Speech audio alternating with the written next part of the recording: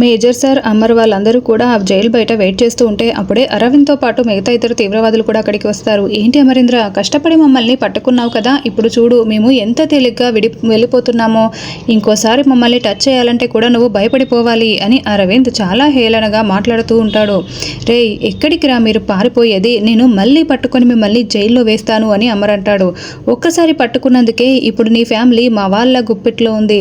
నువ్వు మళ్ళీ ఇలాంటి ధైర్యం అస్సలు చెయ్యవులే, ఇవి పై మాటలే అని అరవింద్ మాట్లాడుతూ ఉంటే, రేయ్ నిన్ను అని అమర్ కోప్పడుతూ ఉంటాడు. నువ్వాగు అమర్ అంటూ మేజర్ అడ్డుపడుతూ, చూడండి ముందు మీరు కారు ఎక్కండి అని అంటూ ఉంటే, ఏంటి హెలికాప్టర్ రాలేదా, కార్ ఎక్కడం ఏంటి అని అరవింద్ అంటూ ఉంటాడు.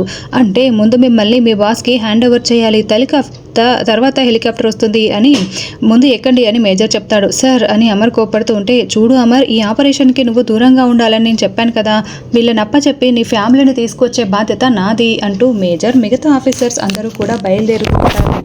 బాస్, ఈ బాంబుని ఏం చేయాలి అని హనీ అడుగుతూ ఉంటే, ఇలా ఇవ్వు అని బాస్ తీవ్రవాది ఆ బాంబుని తీసుకువెళ్ళి బస్సులో ఫిక్స్ చేసి వస్తాడు. అదేంటి బాస్, మనం వెళ్ళే బస్సులో మీరెందుకు అలా బాంబుని ఫిక్స్ చేశారు అని హనీ అడుగుతూ ఉంటుంది. మనం వెంటనే ఈ ప్లేస్ని ఖాళీ చేసి వెళ్తున్నాము, హెలికాప్టర్ వరకు కూడా మనం ఈ బస్సులో వెళ్తాము, తర్వాత అమర్ వాళ్ళందరూ ఆ బస్సులోనే ఉండిపోతారు అని బాస్ చెప్తూ ఉంటే, సూపర్ బాస్, మనమందరం హెలికాప్టర్ ఎక్కి వెళ్ళిపోతాము, ఈ బస్సులో ఉన్న వాళ్ళు అమర్ ఫ్యామిలీ మొత్తం కూడా చచ్చిపోతారు, మాడి మసైపోతారు, ఇదే కదా మీ ప్లాన్ మొత్తం కూడా అని హనీ అంటూ ఉంటుంది.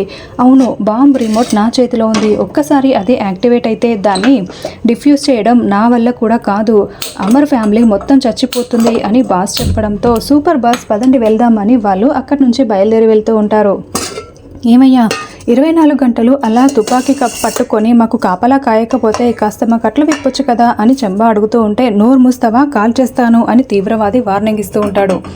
అప్పుడే బాస్ హనీ వాళ్ళంతా అక్కడికి వస్తారు. మిమ్మల్ని ఈరోజు వదిలిపెట్టేస్తున్నాం అని చెప్పడంతో, ఓ అవునా, అయితే ఈ కట్లు విప్పేయండి, ఎలాగో వదిలేస్తున్నారు కదా అని బాగి అంటుంది.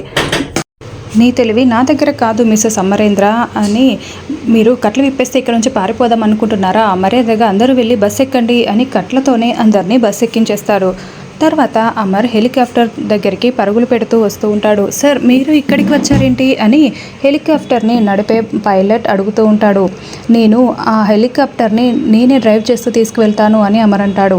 సార్, మీరు ఈ ఆపరేషన్లో లేరని చెప్పారు కదా అని ఆఫీసర్ అంటే, లేదు, ఇక్కడ నేను ఉన్నానన్న విషయం ఎవరికీ తెలియాల్సిన అవసరం లేదు, నేనే హెలికాప్టర్ని తీసుకువెళ్తాను అని అమర్ స్వయంగా డ్రైవ్ చేస్తూ తీసుకువెళ్తూ ఉంటాడు. తర్వాత బాగి వాళ్ళని ఒక ప్లేస్కి తీసుకొస్తారు. అక్కడికే మేజర్ ఆఫీసర్ వాళ్ళు కూడా అరవింద్ తీవ్రవాదుల్ని తీసుకొని అక్కడికి వస్తాడు. ఇద్దరు బస్సులో కారు దిగి ఎదురెదురుగా నిలబడి ఉంటారు. మీ వాళ్ళని తీసుకువచ్చేసాను, ఇక మా వాళ్ళని నీ దగ్గర బందీలుగా పెట్టుకున్నావు కదా, వదిలేసేయి అని మేజర్ వాకీటాకీలో చెప్తూ ఉంటే, ముందు మా వాళ్ళని పంపించండి, తర్వాత మీ వాళ్ళని, బందీలుగా ఉన్న మీ వాళ్ళని వదిలేస్తాను అని బాస్ చెప్తాడు.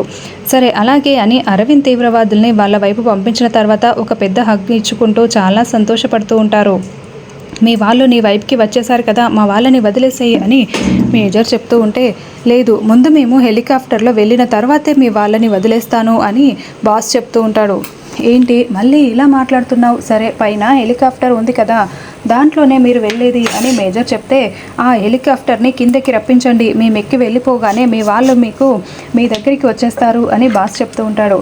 చాపర్ని కిందికి దింపండి అని మేజర్ వాకీటాకీలో చెప్తూ ఉంటే అమర్ గొంతు మార్చి మాట్లాడుతూ ఉంటాడు.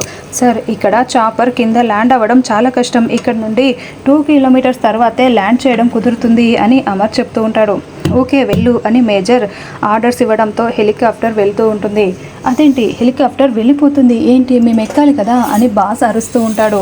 ఇక్కడ ల్యాండ్ చేయడం కుదరదంట, 2 కిలోమీటర్స్ తర్వాత ల్యాండ్ చేస్తారు, అక్కడికి వెళ్ళి ఎక్కండి అని మేజర్ చెప్పడంతో, అక్కడేమీ ప్లాన్ చేయలేదు కదా అని బాస్ తీవ్రవాది అడుగుతూ ఉంటాడు.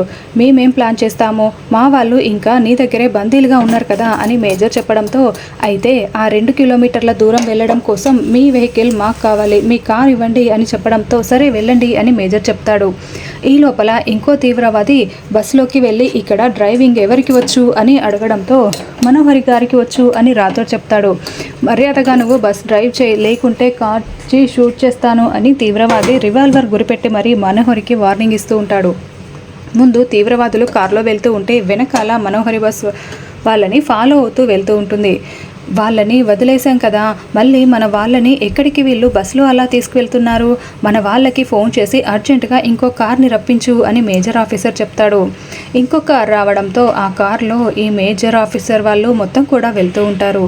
రేయ్, నేను బాంబుని యాక్టివేట్ చేసేసాను, నువ్వు దిగుతూ ఆ బస్సులో బాంబు ఉందని చెప్పి నువ్వు బస్సులో నుంచి దూకేసాయి అని బాస్ తీవ్రవాది చెప్పడంతో అలాగే అంటూ, ఏయ్, నేను దూకేస్తున్నాను, ఈ బస్సులో బాంబు ఉంది, మీరు నరకానికి వెళ్తున్నారు అని బాగీకి అందరికీ కూడా వార్నింగ్ ఇస్తూ ఉంటారు. ఏంటి, బస్సులో బాంబు ఉందా, ఎక్కడా అని మనోహరి టెన్షన్ పడుతూ అడుగుతూ ఉంటే, నీ కాళ్ళ కిందనే ఉంది అని తీవ్రవాది చెప్తూ ఉంటాడు. దాంతో మనోహరి తన కాళ్ళ దగ్గర ఉన్న బాంబును చూసి వణికిపోతూ టెన్షన్ పడుతూ ఉంటుంది. ఒరే దరిద్రుడా, నాతో పాటు నువ్వు కూడా చేస్తావు కదరా అని చెంబ అడుగుతూ ఉంటే, నేనెందుకు చేస్తాను, ఇప్పుడే దూకేస్తున్నాను అని ఆ తీవ్రవాది బస్సులో నుండి దూకేస్తాడు. ఇక చెంబ ఏడుస్తూ ఉంటే, యాదమ్మ నువ్వేడవకు, పిల్లలు భయపడిపోతారు అని రాథోడ్ ధైర్యం చెప్తూ ఉంటాడు. మనోహరి, నువ్వు బస్సు ఏమాత్రం కూడా ఆపకు, ఎవరో ఒకరు వచ్చి మనల్ని కాపాడేంత వరకు నువ్వు అలా డ్రైవ్ చేస్తూనే ఉండు అని బాగి చెప్తూ ఉంటే, అలాగే అని మనోహరి అంటుంది. రాథోడ్, తీవ్రవాదులు వెళ్ళిపోయారు కదా, మీరు ఇంకా ఎందుకు బస్సును ఆపలేదు, బస్సు ఆపేయండి అని మేజర్ ఆఫీసర్ కారులో పక్కనే వెళ్తూ పిలుస్తూ ఉంటాడు. సార్, బస్ని ఆపలేము సార్, బస్సులో బాంబు పెట్టారు, ఆపితే బస్ పేలిపోతుంది అని చెప్పడంతో, వాళ్ళ బుద్ధి చూపించుకున్నారు, వాళ్ళని వదిలేసినా కూడా ఇలా బాంబు పెట్టారా, మీరు అస్సలు బస్సు ఆపకుండా పోనిస్తూనే ఉండండి, ఏదో ఒకటి చేస్తాము అని మేజర్ చెప్తాడు. మనోహరి, నువ్వు ధైర్యంగా డ్రైవ్ చేస్తూనే ఉండు, ఆయన వస్తాడు, ఖచ్చితంగా మనల్ని కాపాడతాడు అని బాగి ధైర్యం చెప్తూ ఉంటుంది.